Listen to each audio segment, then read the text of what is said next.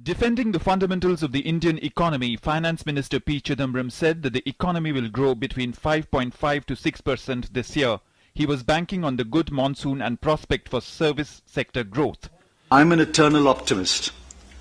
Just as we consolidated the Indian economy in 2012-13, I'm confident that we will take the Indian economy one rung higher in 2013-14. We are looking forward to a growth rate of between 5.5 and 6%, and we will take all measures to achieve that goal. The Finance Minister tried to assure India Inc. that credit demand would be fully met. He also asserted that the red line of 4.8% CAD would not be breached, and fiscal deficit target would also be met. This year, again, I promise that we will tackle both deficits.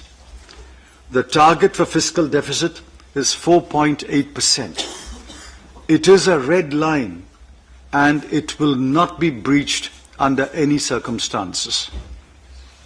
As far as the current account deficit is concerned, thanks to the steps taken so far and some more steps that are on the anvil, we expect that we would be able to fully finance the current account deficit this year too. The road to reforms ahead would include significant liberalization of FDI to be put before the cabinet. PSUs will be asked to raise funds from overseas. Also, the government is thinking about long-term NRI bonds and relaxing the norms for external commercial borrowing. Finance Minister expressed hope that the DTC bill would be in place before the Parliament in the monsoon session.